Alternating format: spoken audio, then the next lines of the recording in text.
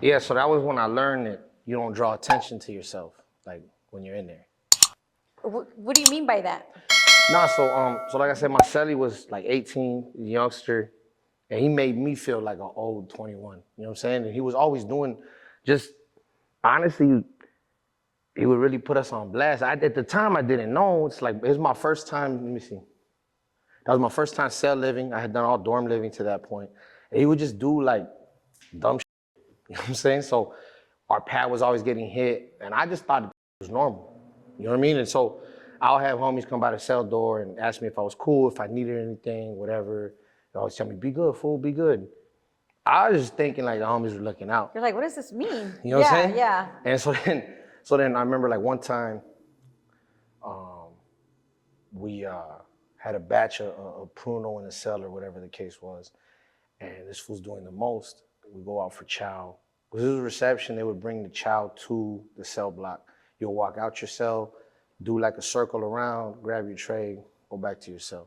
Oh, so you would eat in your cell? Yeah, we didn't have like no movement, you know what I'm saying? There wasn't no chow hall, nothing like that, you know. And so while we're outside, this was stopping at doors, talking to fools, and I'm walking, not thinking this was not next to me, you know what I'm saying? Or right behind me. And then so all of a sudden I hear like the tower, whatever CO was in the tower, say something. So I stop and I turn, and they're like talking to my setty. So we get back to the cell. I'm like, fool, what are you doing? We got a batch blowing up right now. Like, you don't get the pad hit, dog, you know? Yeah. And I was starting to kind of understand like they meant. This was up, you know? Yeah. So then sure enough, like that night, I remember because the tower came, or the tower said something, and then he said our cell number. Like, we were in the corner, I think I was in 101. So he's like, 101, something. I couldn't understand what he said. So then that night we had day room, and they racked all the doors except ours. So I'm like, man, what the fuck? So they're hitting cells. Well, the homies are in day room, and the day room was they had the two sides. On one side, they had the bunks or whatever. They had like day room bunks or whatever. It was prison overcrowding, right? So then the Huda comes to our door, 101. And I'm like, so I jumped on like, full flush it. Like, it's like 4 months for nothing. You know what I'm saying? Oh. Like, it's, you know what I'm saying? I'm like, that's an extra 4 months for that, full flush it. So I go to the door. I'm like, hey, man, you already took our day room. Like, why are you f***ing with us for, you know? So then my celly jumps up. He grabs the bag. He busts it. And I guess the CO like caught the action. So he was like, hey, 101, 101. While his partner was like 4 or 5 cells down. So he starts banging on the door. He opens the door. I'm like, fool, what you gonna do? Like, I was like, fuck it. It is what it is, right? So I kind of like set my foot back. I'm like, what's cracking? By this time, my celly had busted the fucking bag. He had busted the batch. He had flushed it. The bag was like all over the place. Oh. You know what I'm saying? Whatever. Just a disaster. But it was all bad. But then I looked back. I was like, you cool? He jumped like, the cells are small, you know? So he jumped. I remember he like jumped from where the sink and the toilet was. He like kind of jumped over the corner of the bunk towards the desk at the back of the cell. And he like sat on the desk. He's like, I'm cool. I'm like, all right, cool. So I turned back around, and the CO had his OC pepper spray canister, right? Yeah. It's called I only know this because on my 115 it said MK9 OC pepper spray. I'll never forget that shit. And he goes, prone out. So I look back at my celly, and this fool's already jumping to the bed. He got his hands out. I'm like, oh, this fool. So I'm like, all right, dog, all right, I got you. So I start walking back. I'm like, I'm getting down. Prone out. I'm like, I am, fool, calm down. I go to get down. He said, I said prone out. And I was like in a push-up position. I looked up and I'm like, what do you think I'm doing? As soon as I said that shit, he hit me with the can. He started spraying in my face. Oh. I hit the ground and I was like, oh. And this my life, on everything I love, this fool took the can and like shoved it in my mouth and let it all off. And he's in my, I'll never forget this. In my 115, it says, I emptied the entire contents of my MK9 OC pepper spray on the head and neck area of inmate Sanchez.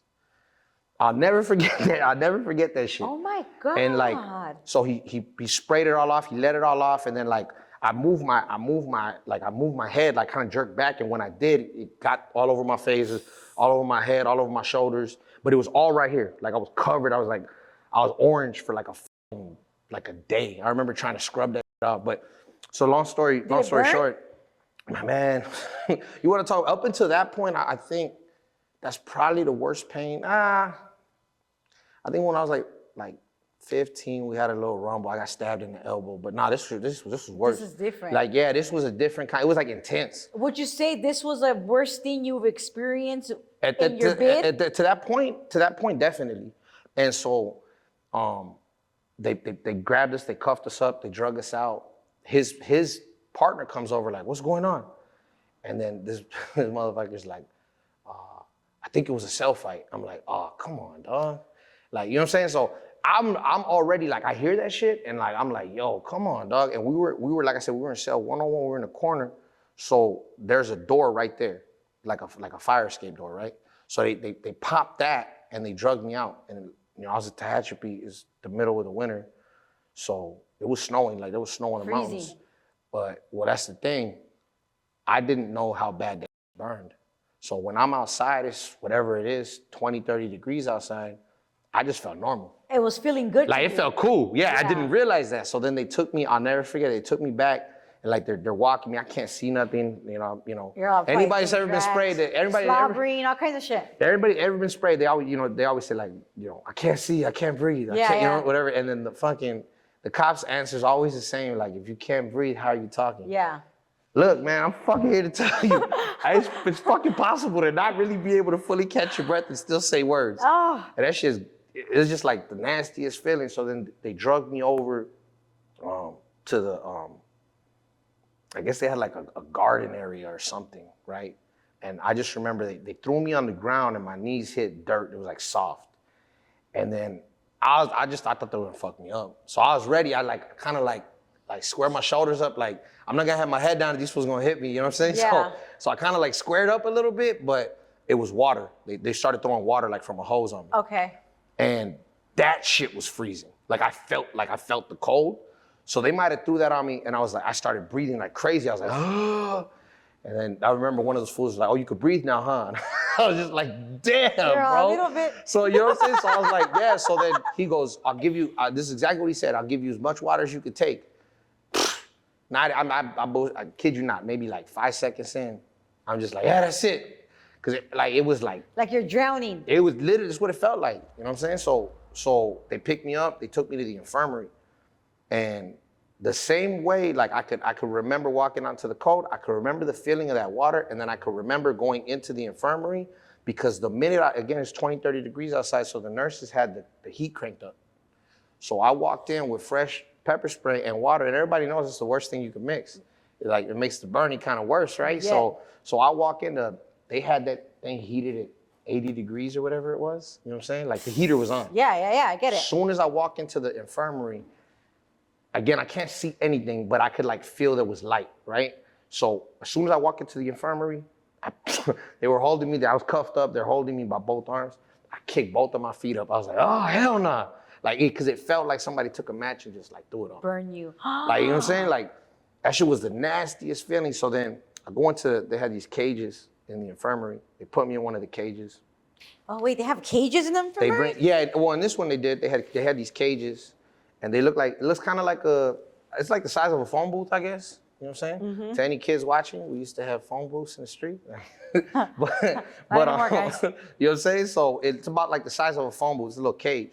And so I'm in the cage, I'm cuffed up, I got like just mocos coming down, vavas, like everything's just leaking. You know what I'm saying? I'm sweating and I start sweating and it's burning more. Oh. And then that was when I could kind of understand what was going on. Like I'm in my head, like I was going crazy. You know, I've never really been a person to have too much in the way of like crazy anxiety or whatever, but like I think I had, when people were like, oh, this is my anxiety, I was like, I think I know kind of what that means. You know what I'm saying? Because it was like, I was literally just like, it got to a point where the only thing I could do was focus on my breathing. Like in, out, in, out. I was like that for like 3 hours. The sergeant came in. You know what I'm saying? The sergeant came in, whoever was, because it was at night, right? So that was at night, like our night day room. So whoever was their overnight guy came in all pissed off. Because he had to do Because he had to do paperwork, you know what I'm saying? So what happened? What the happened? So did you find out what happened? So the guy comes in, is like, it was a cell fight. And then my celly, again, youngster, he's crazy. I was just trying to focus on my breathing. This fool didn't really get nothing on him. You know what I'm saying? So he was coughing like a little bit, but I could hear him. They had him in another cage. And I'll never forget, on my hood, you're a bitch, fool. On my hood, you're a bitch, you're a fucking liar. I didn't fight my celly, fuck you. He was going crazy. And then so I'm just sitting there like, I couldn't even talk. It was just like, focus on your breathing, bro. And then finally, they took us back to our cell because they didn't really have a reason to take us. Yeah. You know what I'm saying? So it was like, so we go back to our cell, and they had caution tape on it, but then they just I was like, what the you know? And we went back to our cell. And by this point, like, one of the nurses had given me something to wipe my eyes with or something. She felt bad for me. I was sitting there just drooling, snot coming down, and the nurse is like, are you okay? I'm like, I can't see. So then she asked them to cuff me, or to remove my cuffs. She said, he's in a cage, take his cuffs off. And then I think they took my cuffs off, but then they asked me to cuff up in front. In front, yeah. So I was cuffed up in front in the cage, and then she gave me like stuff to wipe my eyes with. So I was kind of like one eye open, you know. Yeah. We go back to the cell, and I'm looking at like crime scene tape. I'm like, what the, you know? So then they pulled the tape off, and they're like, go ahead, go inside. We went inside, and they opened a chow slot. Boom, they uncuffed us. And then they were like, all right, behave, and just walked away. And I was like, huh? So then a few days later, I got a 115, like a write-up, right? And it said that, like, the CO said that I tried to attack him, that I had got down on the ground, and then he told me to crawl out of the cell. And when I went to crawl out of the cell, that I got up to attack him. So in fear for his safety, he had to enter. Yeah, complete lie. But he up because I guess when it happened, they split up, him and his partner, like right away. And so his partner wrote that he wasn't there. He didn't see what I did or didn't do, just that he knows that his partner was yelling for backup, and his partner was yelling for me to get down. And then all of a sudden he sprayed into myself. You know what I'm saying? So it kind of really didn't make sense. It didn't make no sense. So I go for my 115 hearing or whatever, and I'm just sitting there just looking at the lieutenant or whatever, and he's just like, he goes, your reading level's really high. That's good. He's trying to talk to me, all cool. He's like, so these statements don't match up. I'm not understanding what exactly happened. Can you tell me? I'm like, nah, man, I don't know. You know what I'm saying? And he's like, well, do you think there needs to be an excessive use of force investigation or whatever? I'm like, nah, I don't know. You know what I'm saying? I was like, I wasn't sure how to deal with the situation. You know what I'm saying? You didn't know if you should like say like, oh, the cops like, yeah, you're just like, tripped on me, and you know what I mean? It had me, like, literally, I was coughing and shit blood for like 3 days. Like, and I didn't, well, I think most of it was the actual, the pepper spray. So you're shitting blood too? Yeah, there's like a dye in it. You know what I'm saying? That's why I guess it's orange like that or whatever. I think there's a dye in it, but it's orange. It's shit's like bright orange. But I was like coughing and blood for like 3 days. Like, right now, I could say this. After that, like right after that, you know, it came up, you know, told my celly that they needed a favor from him. And then so I jumped up like, this is a prison ride from hell, dog. Like, all right, what are we doing? They're like, no, not you. Like, him. And I was just like, huh? And I'm not gonna lie, I was young. I was kind of feeling the pressure. Like, no, I'll go. They're like, no, him. You know what I'm saying? We need you for something else. And I was like, all right. You know, he left, and then they told me, they're like, we're gonna try to make sure that we get somebody that's done some time to come settle up with you. We'll see what we could do. You know that was very nice. Nah, the homies really did me solid. I guess they seen the way I was carrying myself. You know what I mean? And it was like, you know, I wasn't gonna let my celly crash out on his own. But at the same time, they could tell that there was like a little bit of a different, you know what I mean? A little bit of different thought process. So, you know, the homies looked out. They were like, oh, that's dope. We're gonna see. So then I ended up getting a homie that had done like a bunch of numbers. You know what I'm saying? So this happened right when you were just getting. Yeah, I was in reception. So what happened after that? Like, how long? Where did you go? Well, because of that, it took me forever to get out. I think I was in reception for like, I don't know, it felt like 5-6 months or something. Oh. And people were at that point were going through reception unless you had to go hit a 4-yard or something. Yeah. People were going through reception quick. You know You know what I'm saying? So like 2-3 months, and I think it took me I feel like it took me like 6 months. So after that, I went to Ironwood. I got to Ironwood, and the first day I get to Ironwood, the yard goes down. That was wild. I was like, I'm literally shaking homies' hands. Was that your first experience? Your first Of the riot yard? experience? No.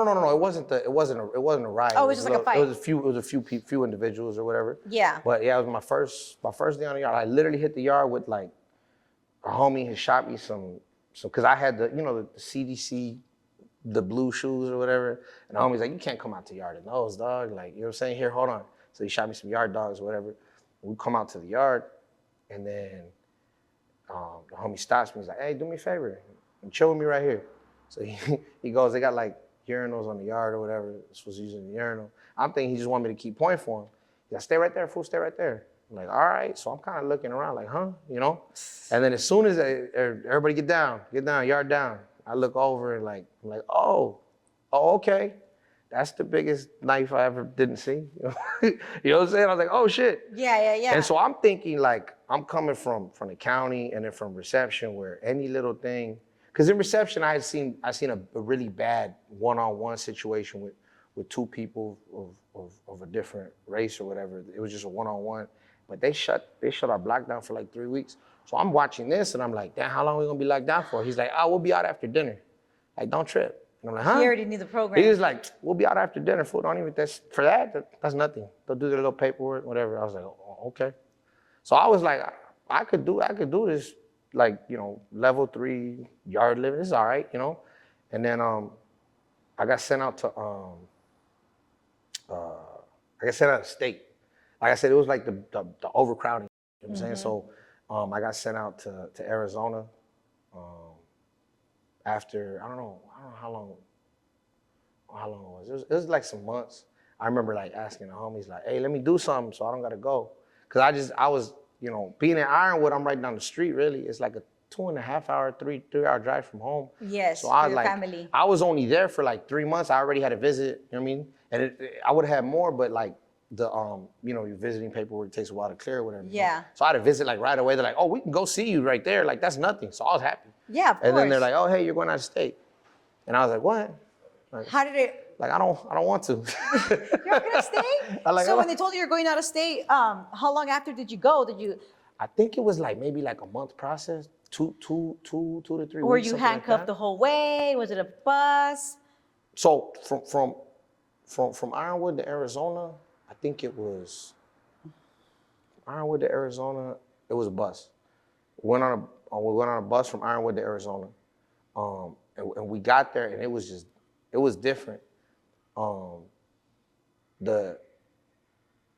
though I had that negative experience, whatever, in reception, like as a general rule, a lot of the COs in California, they're fairly respectful, like for what the situation is. You know what I'm saying? Yes. They'll kind of, if you don't front them off and you don't, do certain things, whatever the case is, they'll give you that respect as a human being. You know what I'm saying? As a man, they get it.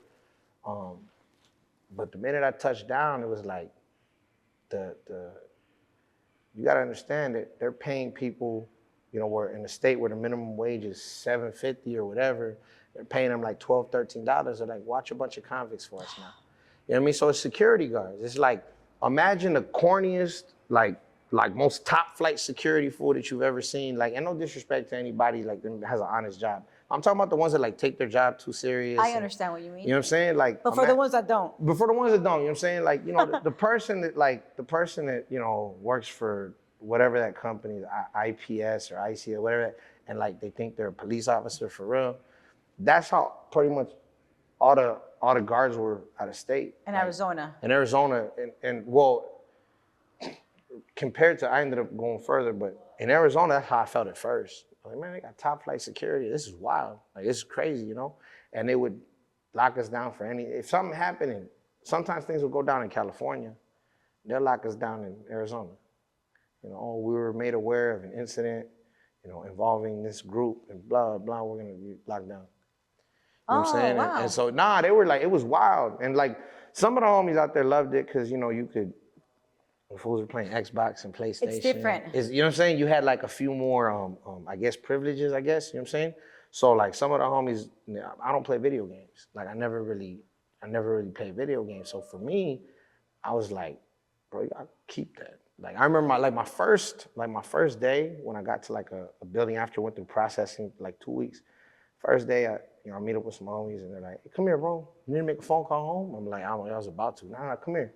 I'm gonna, they got me in the cell. Like, here you go. Like, you know what I'm saying? Yeah, I'm calling home. Like, it was cool. I was like, oh, this is cool. This part's cool. You know what I'm saying? But it was just different. You know, the security. I just call them security guards because they're not correctional. I don't know. It was just different, and it was a constant struggle. It was a constant, like, it felt like a battle with these fools. Like there was animosity, but like in Arizona, it never really got like too crazy. Or too bad, because I think to an extent, the guards there kind of understood, like in a way. But then I caught a flight to Oklahoma. So I took a plane there. And I always say like my first flight was a Con Air flight. You know what I'm saying? Mine too. And I always trip out on that, like, damn, my first flight, I was in shackles. And I remember walking across the tarmac and you got like, armed fools everywhere or whatever. Cause I remember in those private facilities out of state, they didn't really have like armed guards or whatever. But on a couple occasions you've seen like live armed guards. And I remember when they were taking us to the plane, there was some armed guards on the way to the plane. I don't know if they had got like cops or whatever the case was, you know what I'm saying? But, so I'm walking across and I'll never forget like walking actually had us on the tarmac, right? Like on the runway. And I'm shackled up. I got ankle shackles and I got a shackle from my ankles up to my waist shackles, you know what I'm saying? And then the little, it wasn't like in my county, they call it the black box or whatever. It wasn't like a black box, but they were short cuffs. No, I know. I think they only use it for Con Air. Yeah, so I was like this, you know what I'm saying? And so I'm like, I'm like this, and I'm like shuffling across the runway, and I'm looking up and I'm looking around. It's the first time I ever have seen a plane really like up close, like in person, you know what I'm saying? And I just remember walking across like, yo, how did you fuck that? Like, you ever like have a moment where you're like, that's when you realize like you really messed up. like, how did my life get to this point though? You know what I'm saying? Like, cause when you're going through it every day, it's just like you chalk everything to the game. Like, oh, that's just part of it. Oh, that's just part of it. But like, when you're walking across the tarmac in shackles and you're looking around and you've never been on a plane before, you know what I'm saying? I understand. And I remember jumping on the plane and I remember I told one of the homies like, hey dog, what you know? I've never been on a plane before. I'm like really scared right now. My favorite movie growing up was La Bamba. And the homie's like, oh shit. The homie's like, fool. Don't say that. Fool, fuck you, dog. But like I had a homie next to me, he thought it was funny. He was laughing, hey, you know what I'm saying? But you know what I'm saying? Yeah. It's just like, that's what I said. I said, I've never been on a plane before. Growing up, my favorite movie, La Bamba, and my middle name is Richard. Oh. And so he was like, fool, fuck you, dog. Yeah, get off the plane. You know what I'm saying? So I'm sitting there, we flew out to Oklahoma. And I always tell people from California this all the time. Like, if you've never really left California, or if you have, but you've gone to other big cities, if you ever complain about racism, like until you go to like middle America or like deep down south or whatever, you haven't really experienced, you've gotten racism light. You know what I mean? We got to Oklahoma and I literally like heard and watched these guards. They were like all, real like redneck country boys, you know what I'm saying? Some of them look like extras in The Hills Have Eyes, and they were just flagrantly disrespectful. So I guess the Mexicans today, I'm like, for real?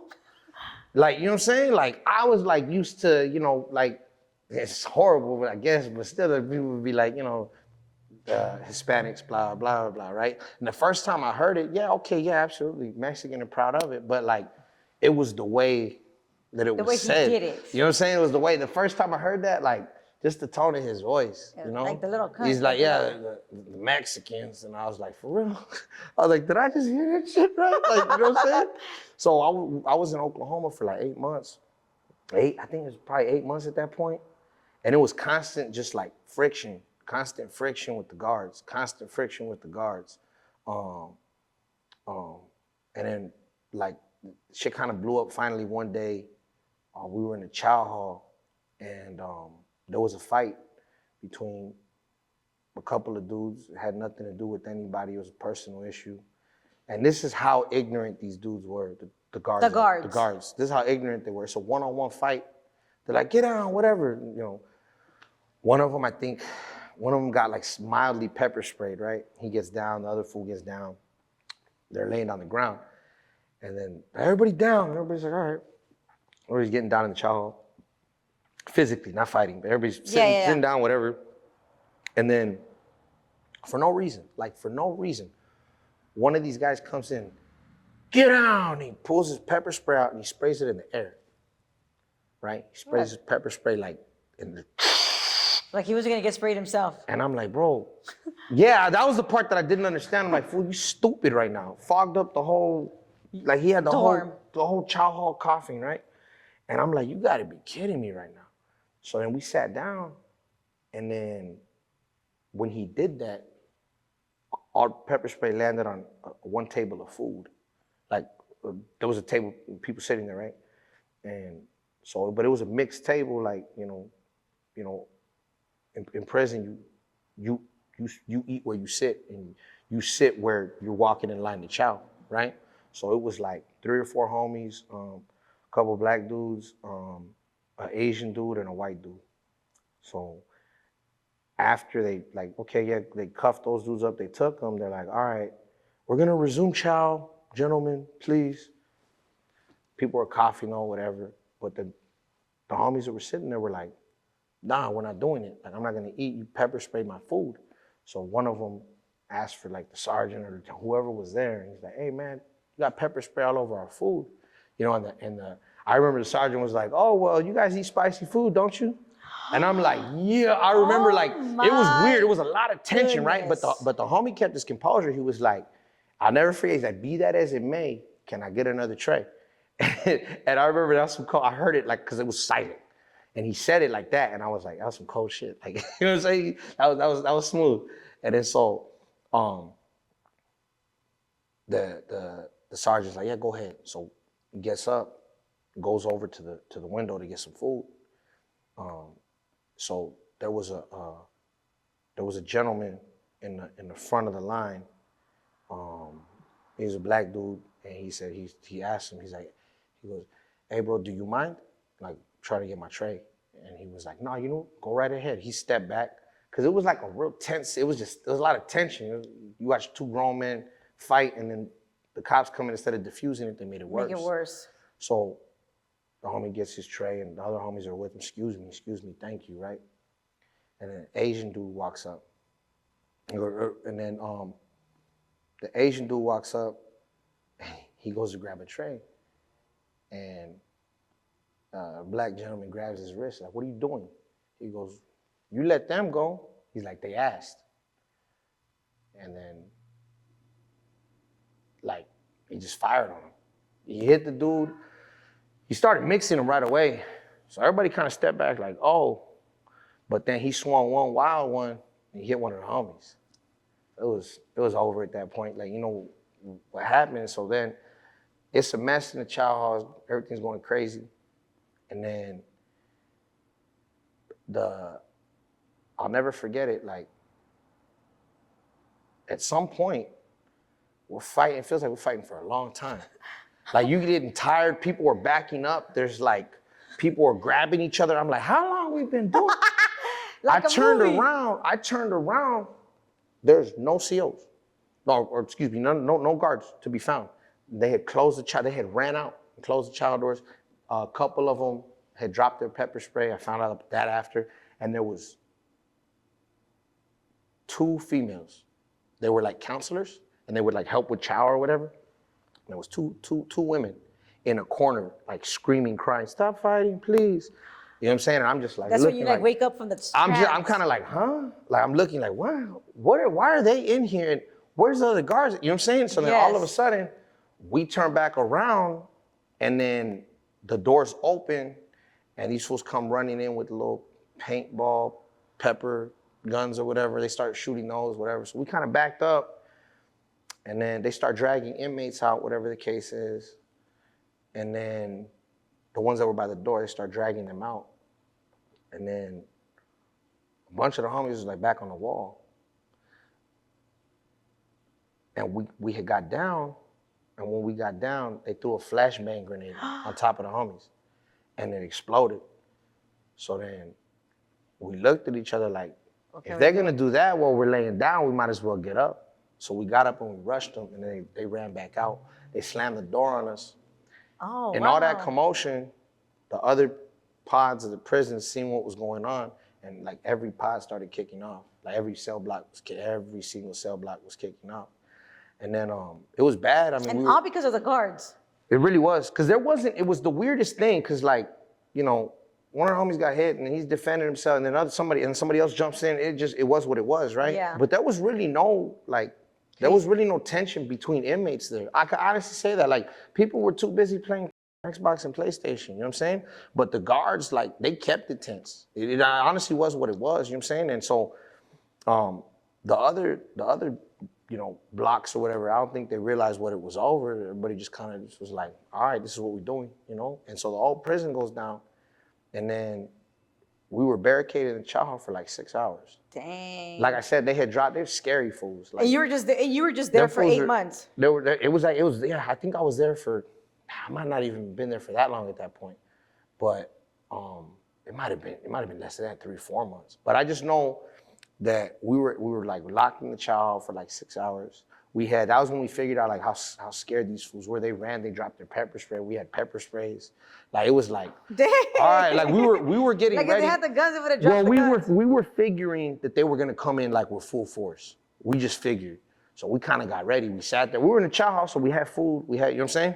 We had the kitchen, you know what I'm saying? Whatever the case was, we were just sitting there waiting, because we were like, they're really gonna come in. Yeah. So we were just ready. And then one of like the captains or whatever the hell, however their structure is, came and pounded on the door and was like, you know, can I speak with somebody? This is whoever the hell he was. And so, you know, one of the homies was like, what's up? He said, we're not gonna do nothing crazy. If you gentlemen will all agree to sit actually if everybody can find a chow seat, just sit down. That's it. You know what I'm saying? So we were like, well, what you want to do? You know what I'm saying? It's like, it's 6 hours in at this point. The homies are tired. Some homies are bleeding. They're all patched up. You know what I mean? I remember we took hairnets. We took hairnets and to the chow hall, and we were like bandaging fools up. Oh, fuck. Cause no, it was bad, because they had these thick ass trays. And there's like a few things I remember like stuck in my head I'll never forget, right? Like that 115, the bullshit write-up about me getting sprayed. I could still see the words on the thing. And then these thick chow trays were getting thrown around the chow hall. And it sounded like, there's a scene in this horrible movie, but there's a scene in Wild Wild West with Will Smith where there's like these metal like discs that are like going through a field, and like they can cut your head off or something like that. That's what the shit sounded like, whoa, whoa. And then when it would hit something, you would just hear a pop. So like a couple homies got hit in the head, you know what I'm saying? Got hit in the head with those, and like I remember like afterwards it looked like somebody's head had exploded. Like it was like one dude had a cut on his head, it looked like a Mercedes-Benz symbol. Like, cause he had it was a here and then here and here, and his skin was just open. Oh, snap. So we literally helping homie put his head back together and like tape it up. When I heard those trays, I had no idea at first I didn't know what it was. I just heard whoa, whoa, and I like got down and I felt something above my head. And then like afterwards I kind of put it together. You know, because in the middle of it, everything's just going. Everything's going fast, you know? So then we ended up on the news after, like we ended up on CNN. They were like, it was a riot in Sayre, Oklahoma. And it's crazy because I've had homies from Oklahoma reach out to me, and one time I was kind of talking about that, and they're like, oh, you were in Sayre? I was like, yeah, you know what I'm saying? But I remember we ended up on CNN with that shit. Like we ended up back in the cell because there was so many people, it was crazy. Nobody went to the hole. Like everybody went back to their cell. I don't know about Which other. was good, though, I don't know about in other cell blocks, but in ours, Yeah. nobody went to the hole. They sent everybody back to their cell. So we get back to the cell, and we turn the TV on. We're trying to find like local news, you know. But while we're flipping through for the local news, the one cool thing about that place, they had every channel. I was like, that's all right. You know what I'm saying? Yeah. But, so they had every channel. So like CNN, we're passing through and we see CNN, like live update from Sayre, Oklahoma. We're like, what the, you know what I mean? Like, we made CNN, dog, you know what I'm saying? So we sitting there watching it, and they're like, there's like a spokesperson for the prison saying, you know, we're not positive yet, but it's probably some gang activity. These prisoners tend to, you know, put themselves in a group. All lie. And from what I know, because like years later, I come home and I like looked it up on YouTube, so wondering if there was any footage, and there was, but they never like copped to what actually happened. You know what I'm saying? They never did. Like the guards in Sayre caused that shit completely. Like it wasn't, I'm telling you, there wasn't no like crazy tension. There wasn't no issues. There wasn't none of that. You know what I'm saying? It was solely because of like these racist ass fool. Like they were racist. Like I always tell people when I hear a story, I'd be like, it could be worse, bro. You could be dealing with a redneck from Oklahoma. I've been in Oklahoma. You know what I'm saying? You have? Oh, so you know what it is? I've been in, like, it was called Grady County. How was that? Grady County, it was intense too. Yeah. Like they even wore the stripe, black and white. Oh yeah. Anytime you see a jail like that, like they believe in the old school kind of jail. It was like, it was only as big, probably a little bigger than this whole room. That's crazy. And the bathroom was like this corner and two toilets, like almost touching each other. So like I could wipe your ass and you could wipe mine with the camera right behind that. In the men's side of living, even in California, like in dorm living, like in the county, the toilets be close together. You usually try to give one toilet space, whatever, if you can, right? But the moral to that, kids, is to stay in school. Yes. And out the streets. So you were there, Oklahoma. From Oklahoma, where did you go? So when you go to parole, like they got to bring you back. So we were on lockdown. Like I left on a lockdown. Like when I left, we were still slammed. I think I was on lockdown for like after that happened, because some fools got taken to the hole. Basically, all they did, because the whole prison went down. So what they did was, whoever had a visible injury, like if you needed, so like the homies that like were patched up or whatever, whoever had a visible injury went to the hole. That was what it was. Okay. So if you had a visible injury, or they also did like knuckle, hand checks or whatever. And if you had anything crazy, you know what I'm saying? And I remember because one of them had like a joke about like the scars on my knuckles. He was like, "Oh, well, those are old. I think you're gonna be okay." And I was like they're just like, it was, these fools were weirdos. I know what you mean. You know what I'm saying? Just weird. Just like you just look at them like who raised you, dog? Like you got no kind of sense. Do you see what happened? And this is how you fools are acting. You know what I'm saying? Yeah. So when I was like close to the house, I want to say maybe like 3-4 months, I came back. I was in Centinela. I came back, and I remember I went to like see the board or whatever, parole right? hearing? Like not even a parole hearing. It was just because I had my date, but it was because I like basically maxed out my time, so I had my date. Unless I got an in-house, you know what I'm saying? Yeah. I had my date, but I had that case, you know, that I was talking about in LA County still. Mm-hmm. So I was like trying to write the court to see if they would, to pick me up and bring me out to court. I wrote them like for like the 3-4 months once I was back, and they never responded to any of my stuff. Like I was trying to file the motions, you know what I'm saying? Yeah, Nothing. And they got them too, because I eventually saw them in court. But when I went to the I guess it's like an admin board, like welcome to Centinela, right? Yeah. He goes, okay, so you are coming to us out of state. He's like, welcome home. It was funny because all the COs, like when transport, we came back, and they all said the same thing. They were just like, oh, welcome home, you know. It was like, damn. You know, I didn't think, it was this weird thing. And to me, it was almost like a mind game. It's like I never thought I would be happy to be in a California prison. You know what I'm saying? Like I remember I had to check myself a couple times. Would you say that was like the happiest feeling you had since your whole experience? at that point, no, definitely going home eventually. But, Oh, yeah. but you know Of what I'm saying? course. But at that point, I remember getting back to California and like we were in the hole at one prison, and then they moved us.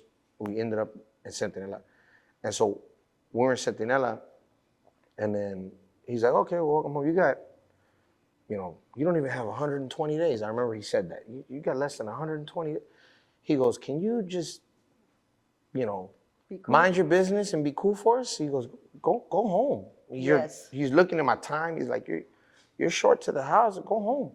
And I was just like, you know what I'm saying? Yeah. And in my head, I was thinking like, you never know what could happen on any given day. But They know what could I'm happen. gonna try. Yeah, Right, do. I guess they do actually. Yeah, but it's like, never know when you wake up, somebody's in a bad mood, right? So, Yes. but I'm gonna try. That's what I was thinking. And so I went through my 4 months. It was cool because I was too short to like have to get a job or anything.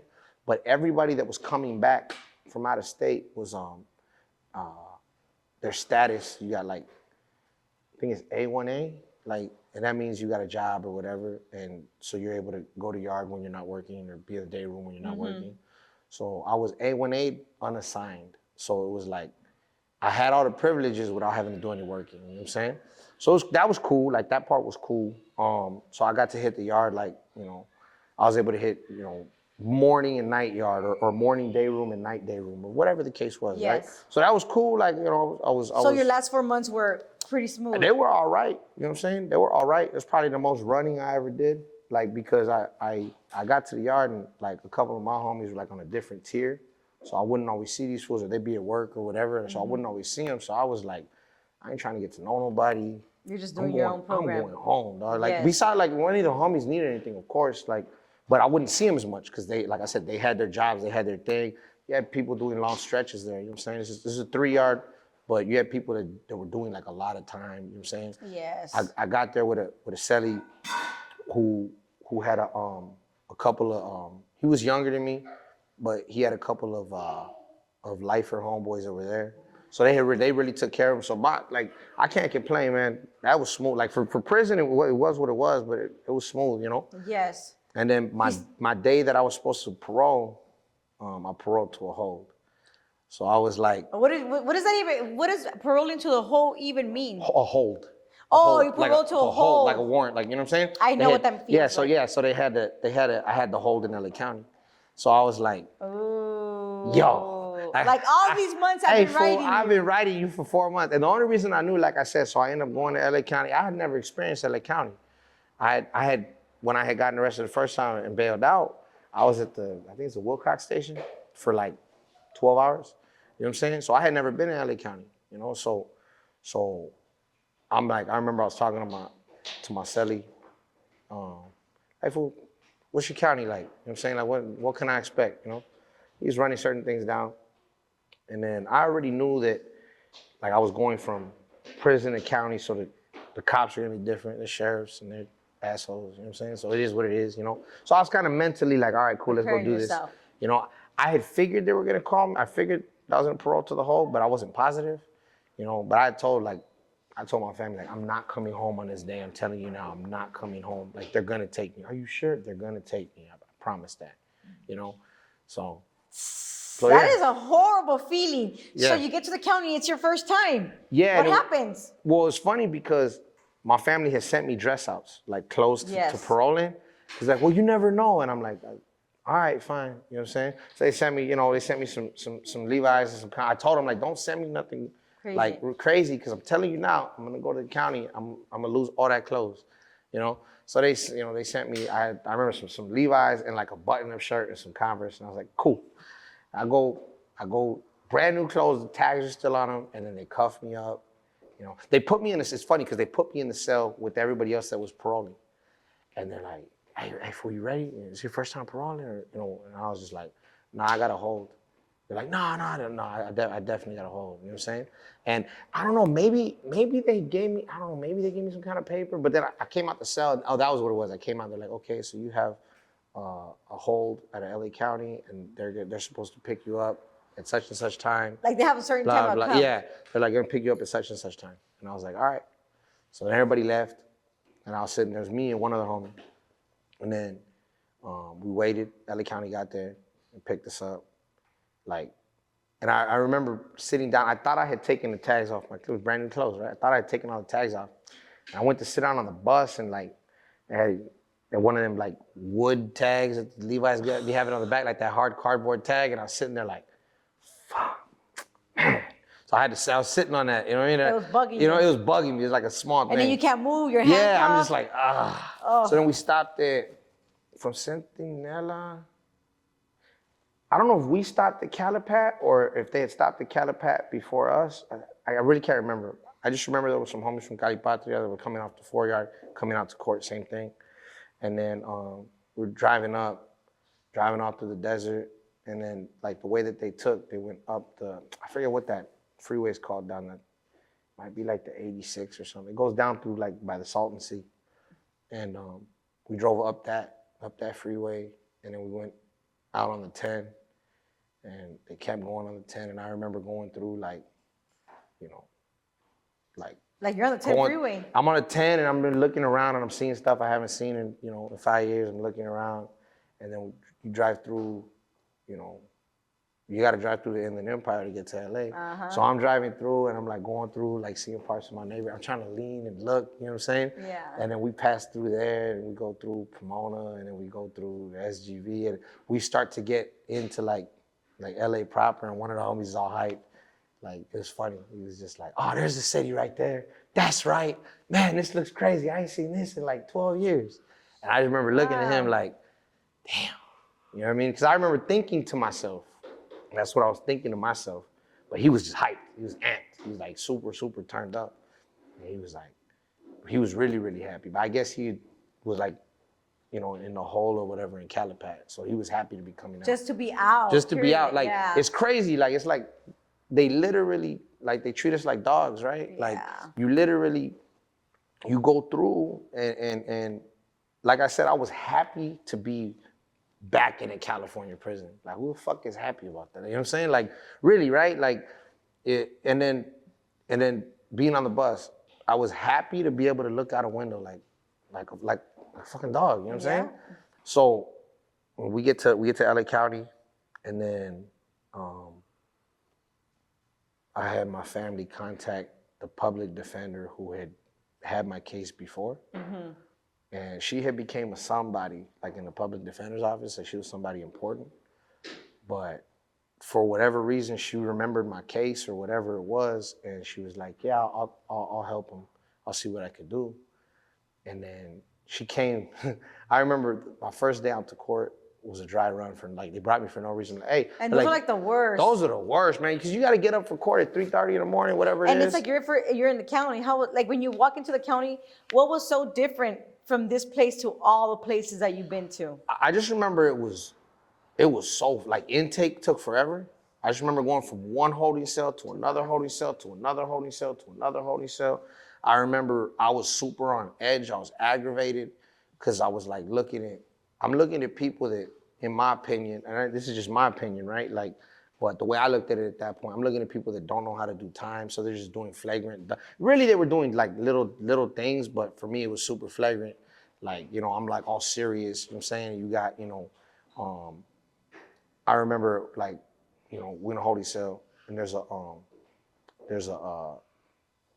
one of the deputies comes by with like burritos, I think. It was like these little burritos, right? And at this point, I hadn't eaten anything in like a day and a half, because my thing was like, I didn't want to have to use the rat. Like, I'd rather just go without, you know? But at this point, I'm starving. Yeah, it's like. So I was like, all right, I'll eat. So I ate a burrito, and I go to open my burrito, whatever. He passed out burritos to everybody. And there's this older gentleman. He takes a bite of the burrito, walks over to the restroom in the corner, and starts pissing. And I'm like, I just stopped. I put the food down, and I just looked at him. I didn't say nothing. I just looked at him. But then one of the dudes that was in there was like, hey, homie, I'll take care of it. I don't know how I was looking, but I guess I was looking crazy. He's like, I'll take care of it. So he walks over, and he's like, he doesn't even speak English, bro. Like, I'll take care of it. And he's like, oye, paisa. And like, he talked to him real quick. And like, I think he realized what he did or whatever the case was. And he's like, he looks back at me. He's like, disculpe, you know, whatever. And then I felt bad because like I felt like a bully. You know what I'm saying? I was like, nah, I wasn't even. I was just. But like, except that just came and you've been through I've been other through like cases. super organization. You know what I mean? Everything like to the T, and now I'm coming Back. to county. You know what I mean? And With everybody's like, just wild. yeah, with like, you know, you got people there with DUIs. You just got homeless people that just did something stupid so that they can have a warm place to sleep. You got, you know what I'm saying? So I Yes. just remember like that must have been like 3 days through processing. Oh my goodness, that is the worst. Before I actually hit a, you know, a cell block, right? And so,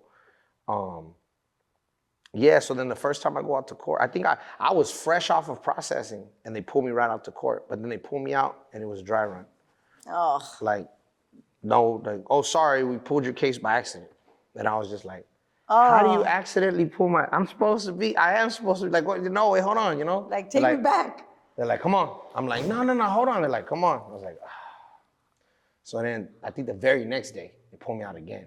Now I'm grumpy because that's 2 days in a row, like nasty sleep. You're getting up at 3 in the morning, 3:30 in the morning, whatever it is, right? And then go out to court.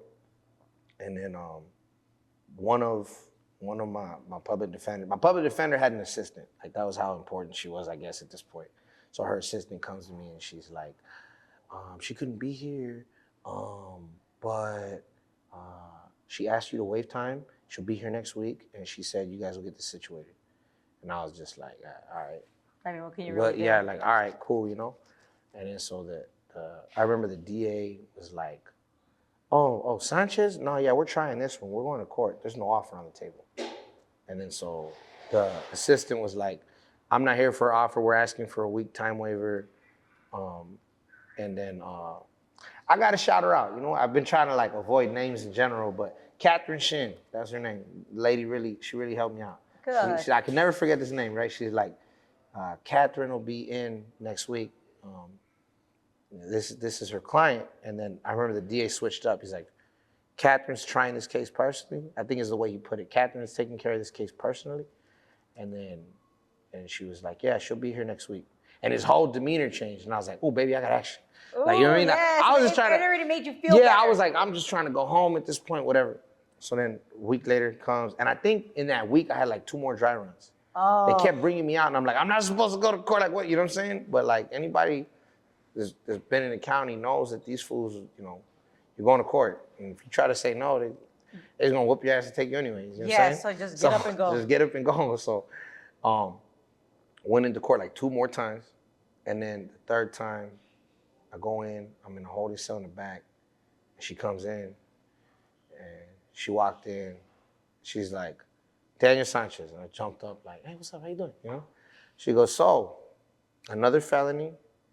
She was like, another violent crime. Are you done?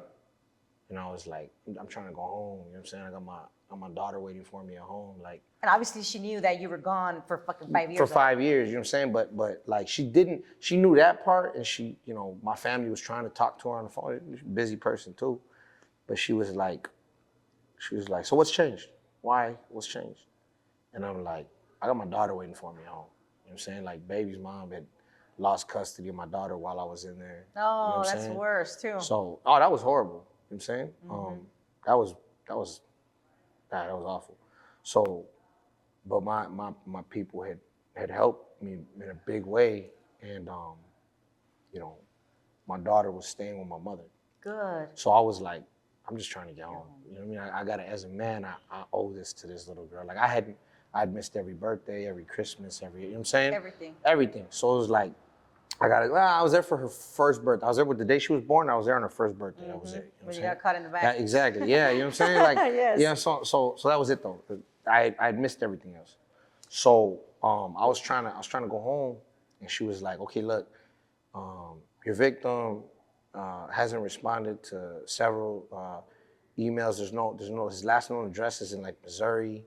Blah blah. She's like, we can't find him. If you give me 2 to 3 months, I can get this whole thing dropped. And I remember I told her like, can you give me like 30 minutes? You know what I'm saying? So they got the phones in the holding tanks, you know? So I called home and I was like, this is what they're talking about, you know? But my mother was like, can't do this. You know, I need your help. I'm getting older, and having a little kid is like alien, hard. you know? Yeah. And she's like, if you can come home today, you need to come home.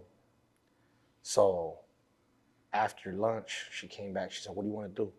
I'm like, how do I go home today? You know what I'm saying? What do I gotta do? She's like, well, another guilty plea. She goes, but I mean, You'll be going home. you'll be going home. Is whatever. We'll strike your strike or something. She was explaining it to me. It's like a bunch of like legal loopholes and whatnot. You know, you'll go home. I mean, you got a bunch of felonies on your record. Anyways, what's another one? And I was just like, damn, cold-blooded. You know. I mean, it is what it is. It is what it is, right? So then, went into court, and I remember I almost stood up and was like, hold on, wait, let's not do this.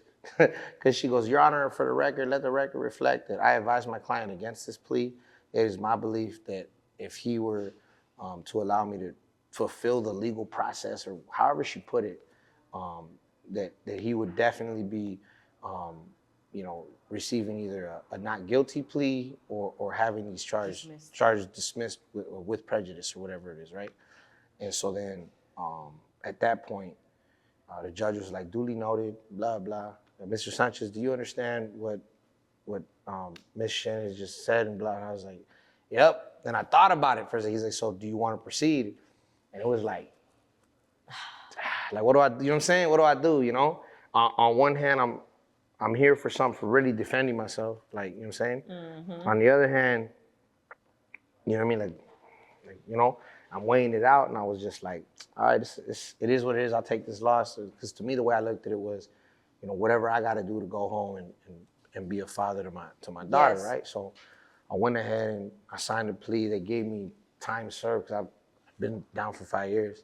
He's like, okay, cool, guilty. Time served for how much does he have? In county, it's always days, right? Like they always say days, you know.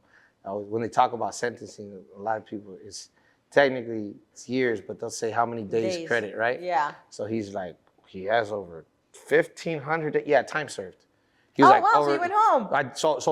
So I wasn't expecting to go home right there, but he was just like, Mr. Sanchez, we can just release you from court, right? We can do that. And I was like, yo, like I was thinking that I was gonna have to come back another day for like official sentencing and then go back to the county and do it. And I was like, yeah. You know what I'm saying? He's like, he goes, okay, all right, well, you might want to go downstairs and call your family if anybody can pick you up. You know, you will be released by the end of business day. And it went from like me not knowing what was gonna happen. I'm in a county I've never really been in.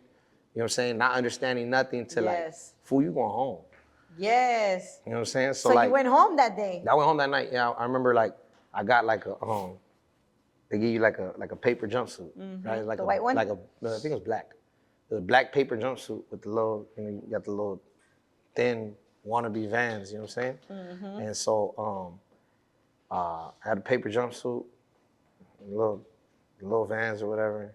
And I'm like, hey, just bring me like a t-shirt and some basketball shorts. I'm not wearing this, I'm not rocking this suit. You know what I'm saying? Yeah. So like I walked out, and it was from the main court. I don't know what they call it. Is it CCB? Yeah. The one off Spring and Temple. CCB. Yeah, so I walked out of there. That's criminal court. CCB. Yeah, so I walked out of there. I walked out of that court. And it's crazy because you walk out and there's like a little, you know, if anybody's ever been released from court there, it's like some little stairs, you know what I'm saying? You come out from like underground kind of, you know what I'm saying?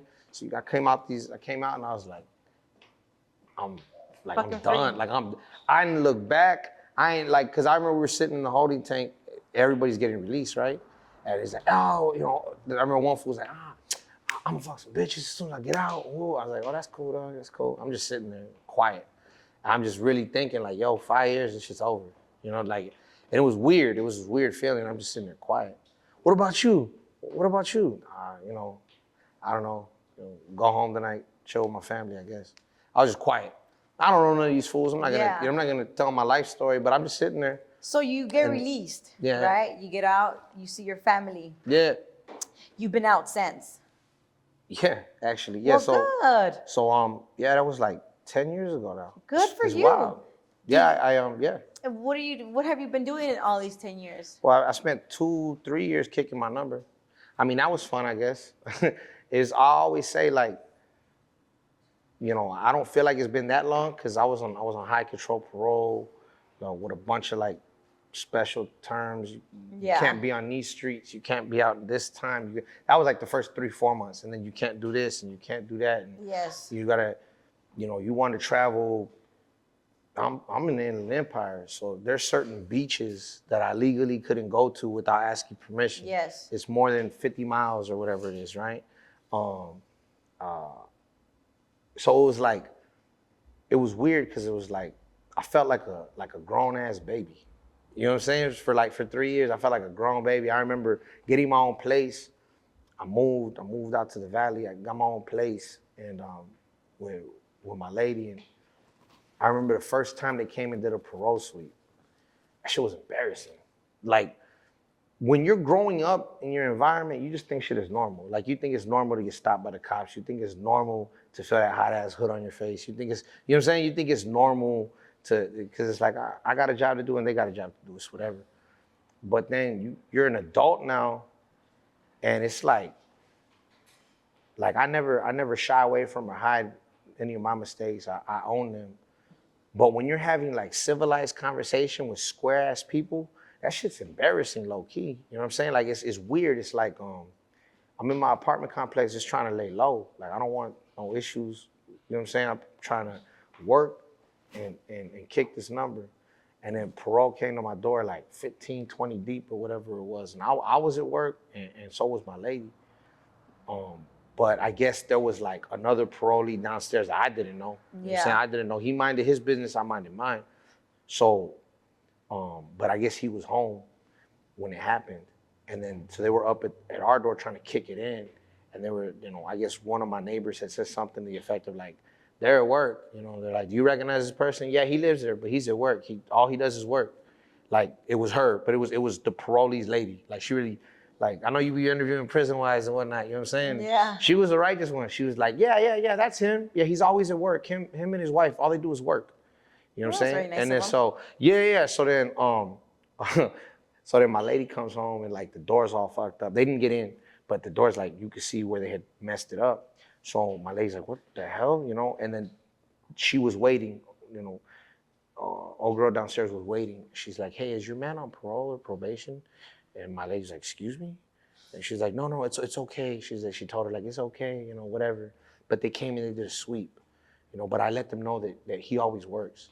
And then when I see my parole officer, because I had to do like, I remember at first it was 4 check-ins. It was like 2 in his office, 2 in my pad. Mm-hmm. And then a urine sample whenever I was in here. And then it got down to like two a month. You know what I'm saying? And so the next time I seen him, I'm like, hey, bro, like, what did I do? You know what I'm saying? He's like, what you mean? Like, my neighbors all know I'm on parole now. He goes, I'm your parole agent. So, like, I don't have nothing to do with that. They just do their sweeps. He's like, you're fine. I'm talking to you, right?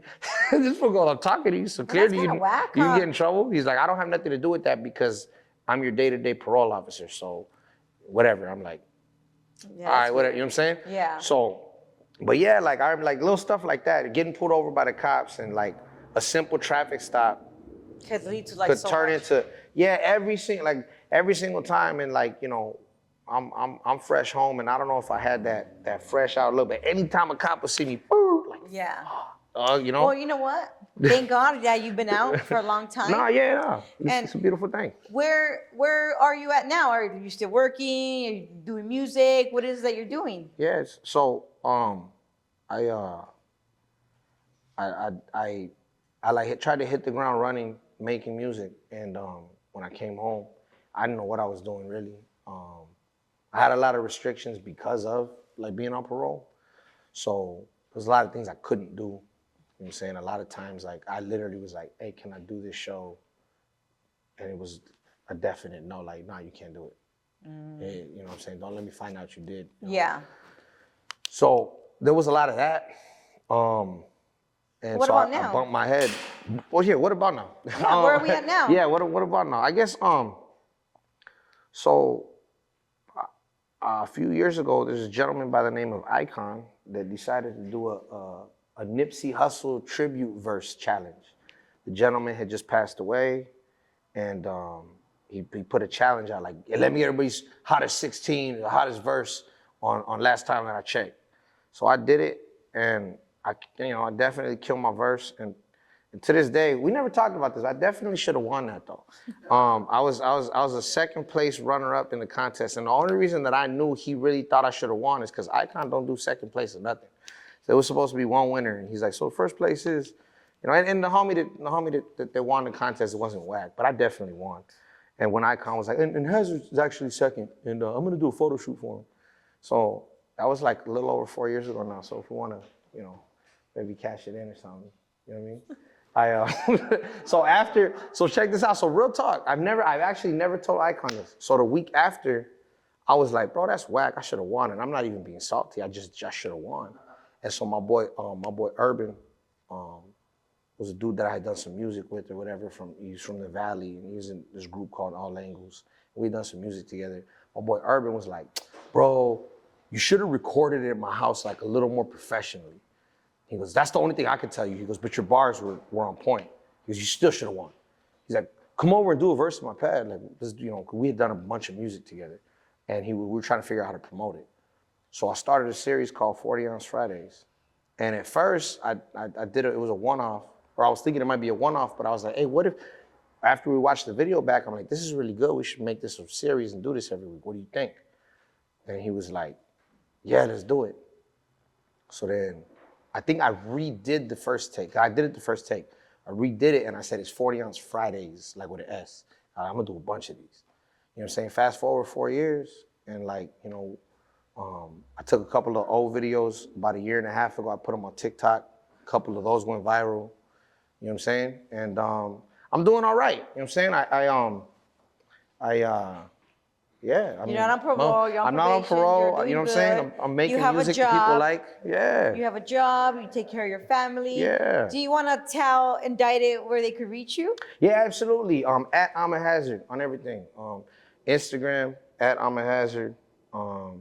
I am the letter. I always say this because people think it's I am a or whatever, or I am, but it's the letter I, the letter M, the letter A, Hazerd. That's on TikTok. That's on Instagram. Hazerd TV on YouTube with a 3 because there's a video game guy that took it, I guess. So HAZ3RD TV. Yeah, follow. Like I said, I got a verse that comes out every week. 40 Ounce Fridays. We've done it every week for the last 4 years and 3 months or whatever. So for the last 4 years and 3 months, we've dropped the verse every single week. Good. About to drop another one here, and yeah, I mean it's cool. I always say I got the most dedicated small group of fans anybody's ever heard of. You know what I'm saying? So it's like That's what shouts out. matters. Yeah, exactly. So shouts out to. I'll put it to you this way: like I'm not doing crazy numbers, but if I do a merch drop, it'll sell out for a very small group of people. You know what I'm saying? People rock. So I'm very, very grateful. You know what I'm saying? Is there anything you would like to say before we go?